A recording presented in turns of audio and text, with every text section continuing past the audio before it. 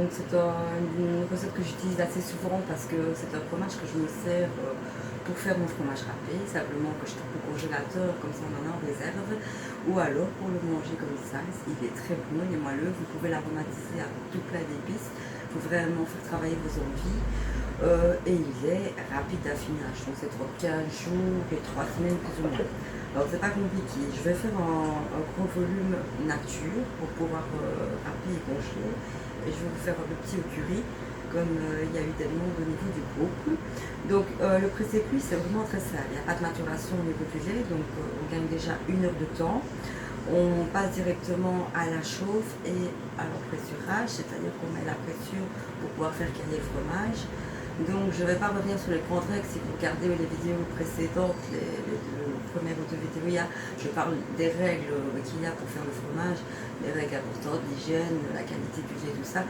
Donc je n'y reviens pas, si vous avez des plus amples questions, vous pouvez revenir en privé, me poser des questions, vous savez bien, je reste quand même assez disponible. Je ne suis pas tout à fait disponible pour le moment, en tout cas beaucoup moins sur le groupe, moins présente, pas disponible, je le suis toujours, mais en tout cas moins présente. Je suis très fatiguée pour le moment, donc il faut que je prenne le temps de récupérer aussi. Donc, on y va pour la recette. C'est pas compliqué, je pars sur 12 litres. Je n'ai pas de casserole qui fait 12 litres, donc je serai partie en 2 casseroles. On va faire travailler sur 2 fois 6 litres. Le principe est le même, c'est juste qu'il faut faire des divisions et les calculs pour la pression. Mais les temps restent les mêmes. On ne multiplie pas par 2, on ne divise pas par 2, c'est exactement pareil. Donc, je pars sur mes 12 litres de lait, donc 2 fois 6 litres. Je vais venir les chauffer gentiment jusqu'à 35 degrés. Donc 35 degrés, c'est la température idéale pour mettre la pression au niveau du pressé-cuit. Quand mes casseroles sont à 35 degrés, ici je vais mettre la pression. Je vais quand même vérifier parce que le lait chauffe en même temps que je ne dépasse pas les 35 degrés, parce que vous savez bien que les températures sont importantes, je l'ai déjà dit, pour la qualité du fromage. Si j'ai un petit souci, mon laitier m'a amené le lait, mais j'avais 2 températures de lait différentes. Les 20 litres du cruchon, ils étaient à température de la traite, et les 6 litres à côté, ils étaient froids. Donc j'ai dû chipoter au niveau de mes casseroles. Donc ici, on est à 24 degrés, on a encore un petit peu de marge. Donc quand le lait sera à 35 degrés, vous allez venir y mettre la pression. Donc j'ai déjà expliqué la pression, ce que c'était. Donc c'est une protéine qu'on trouve dans l'estomac du jeune veau principalement. Et c'est ce qui va venir faire que le lait il va cailler et va se transformer en fromage.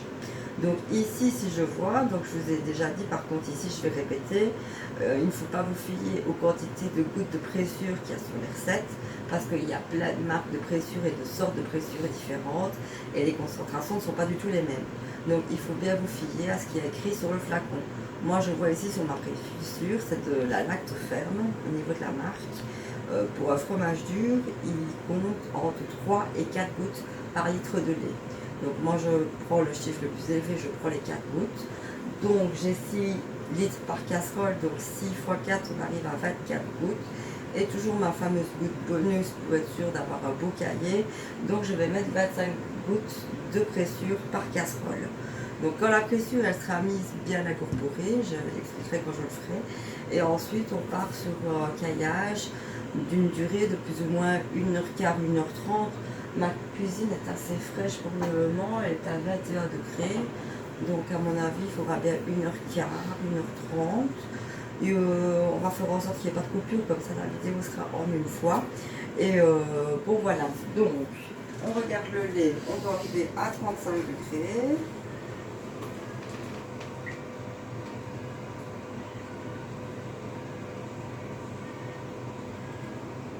Bien surveiller les températures. On y sera vite. Je vois que j'ai une petite trace de la trait qui est restée. On va mettre de côté. Donc évidemment j'ai bien lavé mes mains. Mes casseroles sont passées au lave-vaisselle, elles ont été bouillantées. Le matériel est bien propre. Donc ça va assez vite. On est à 28 degrés ici. Pendant ce temps-là, je vais déjà allumer l'autre, mais je m'en occuperai hors caméra. De toute façon, ce sera exactement le même principe. Mais le lait, il est plus chaud. Donc, nous sommes à 29 degrés. pause 2 secondes. On va mettre pause, on va reprendre après direct. Donc voilà, le lait il arrive tout doucement à 35 degrés, donc je suis à 34,3. Je retire toujours un peu avant mon réchaud puisqu'il continue toujours un peu à monter. Donc je retire généralement aux alentours de 34,7 et vous verrez qu'il continue à monter quand je le retire du feu. Donc on va y arriver. Donc on est à 34,7. On doit arriver à 35 degrés. Vous allez voir, on les a. Donc, on a bien les 35 degrés. Je fais la côté, je vais ça sur mon essuie. Donc, voilà, la casserole, le lait il est à bonne température. On va venir mettre la pressure pour faire cailler le lait. Donc, on part sur 25 gouttes. 1, 2, 3, 4, 5, 6, 7, 8, 9, 10, 11, 12, 13, 14, 15, 16, 17, 18, 19, 20, 21, 22, 23, 24. La petite dernière, 25. Alors, on va venir incorporer délicatement les gouttes qu'on vient de mettre au lait, toujours avec le système de 8 pour être sûr de passer dans toute la casserole et sur tous les niveaux. Donc, pas hésiter à monter, à descendre le fouet. Ici, moi je travaille avec le lait cru, donc je vous l'ai déjà dit, la crème elle est souvent en surface. Donc pour être sûr d'avoir un cahier qui est homogène, il faut bien la travailler aussi en surface. Donc vous faites des whips. Essayez d'être délicat, il ne faut pas fouetter. Le lait est une matière vivante, il ne faut pas venir le brusquer.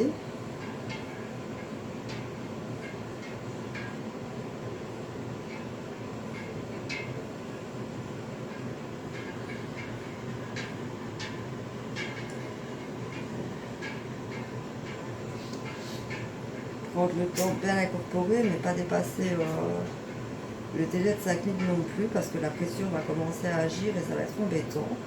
Parce que dès qu'elle commence à agir, le principe c'est qu'il ne faut plus du tout toucher à la casserole. Il ne faut aucune vibration, sinon vous allez avoir des soucis au niveau de votre caillage. Donc voilà, la casserole elle est prête. On va simplement venir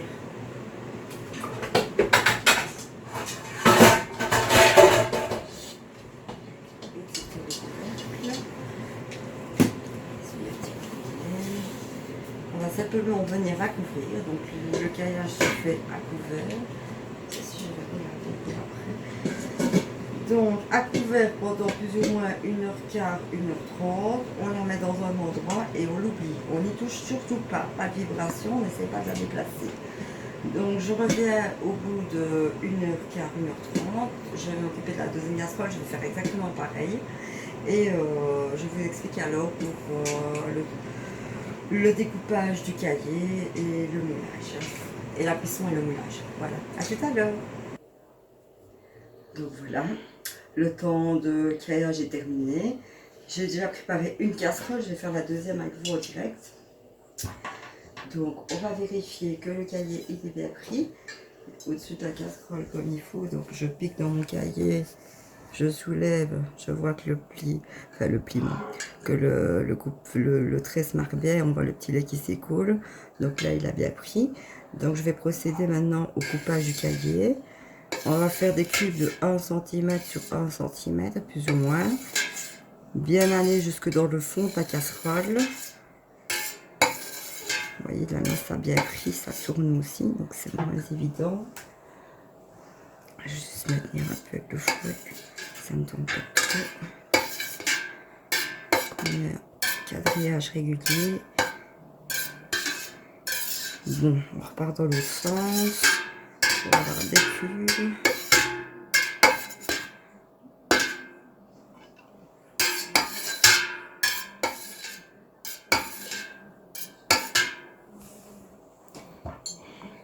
Donc, on voit que la masse elle a bien pris. Le lait, il est caillé.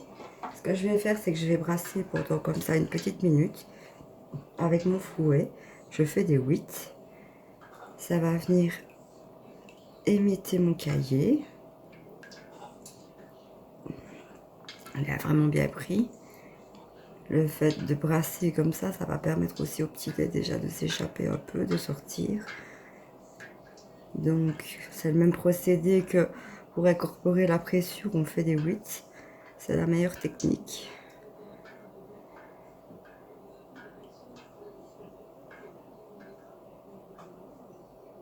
Le fait de casser comme ça le cahier, ça va permettre de le cuire de manière plus uniforme. Donc, ça me paraît plutôt bon. On va procéder à la cuisson. Donc, on va monter le cahier à 45 degrés.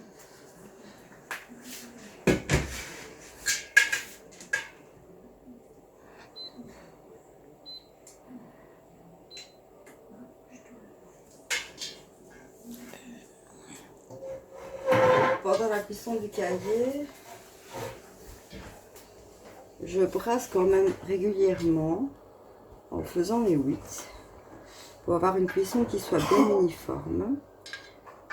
Donc, on va utiliser le thermomètre pour avoir la température.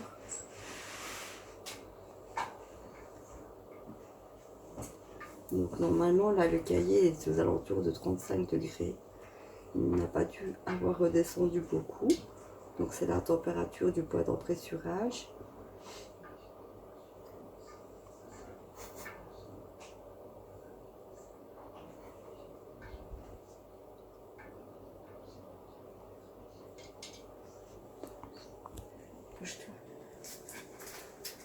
Donc voilà, la cuisson du cahier va être terminée. On est à 44,6 degrés. Je le monte jusqu'à 45. J'ai continué à brasser régulièrement pour avoir une cuisson uniforme. Donc voilà, on est à 45. Je peux stopper la cuisson. Donc vous pouvez constater, je vais mettre sur la casserole. Le cahier, il est cuit. On a une masse. Et le petit lait est bien séparé. On va faire maintenant, c'est qu'on va le laisser reposer comme ça plus ou moins 5 minutes. Le temps de mouler l'autre partie. Ce qui va permettre aussi au petit lait déjà de s'échapper plus facilement du cahier. Donc je fais juste l'échange de casserole.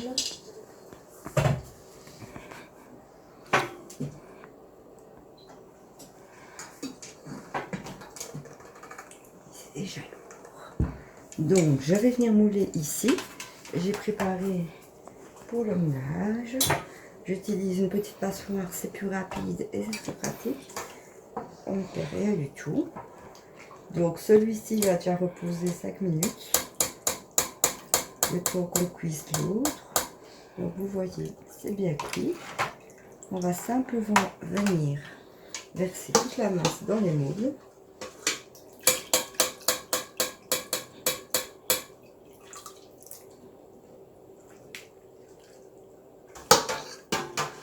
Je vais remplir le plus petit aussi.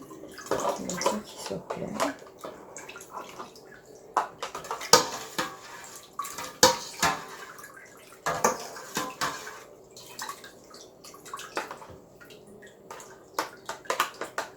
Celui-là, ça va être un petit modèle, c'est ce que je vais faire au curry.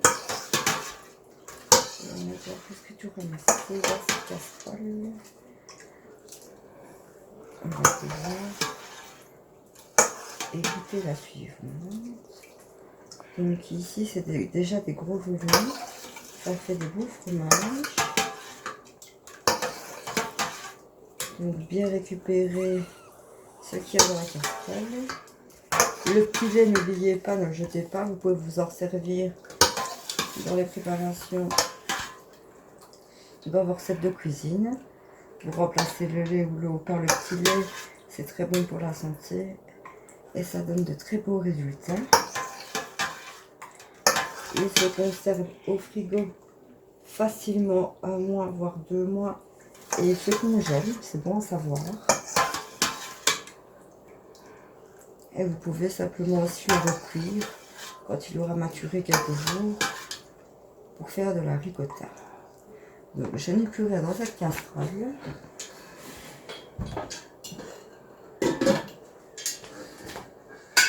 On va passer à celle-ci. Donc voilà, on a une belle masse. On se vraiment laisser reposer quelques minutes. Au niveau de ma recette, moi je mets 5 minutes.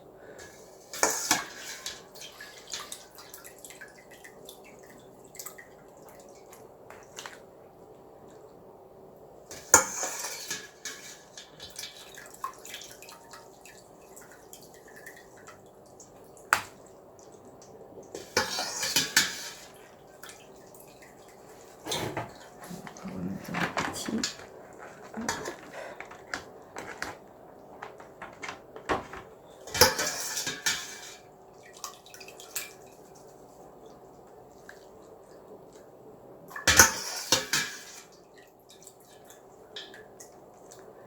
On arrive au bout.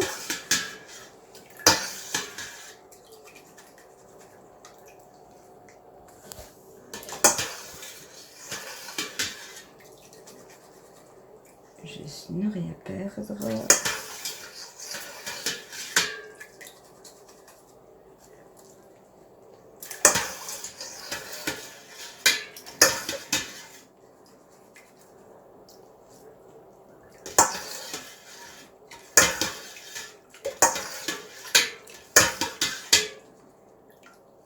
Je pense un peu comme ça, mais il n'y a vraiment plus grand-chose. Il n'y a vraiment plus grand-chose. Voilà. Donc, le cahier, il est mouillé. Vous voyez déjà que le petit lait a commencé à s'écouler.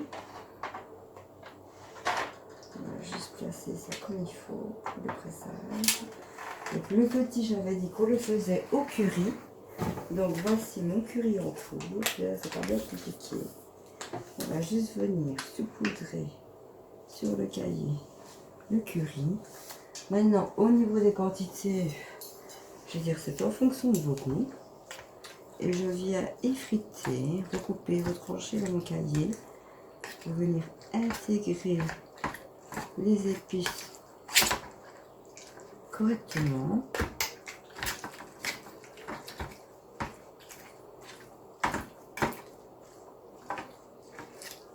Ici, j'ai mis par-dessus, je mélange.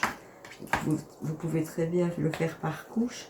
Une petite couche de cahier, vous saupoudrez des épices. Une couche de cahier, épices, ainsi de suite.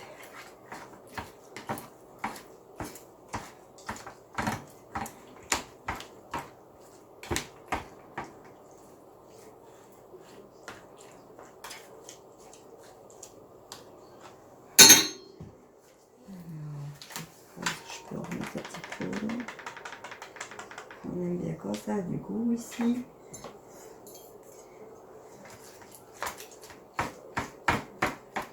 Donc ça, vous faites vraiment en fonction de vos goûts.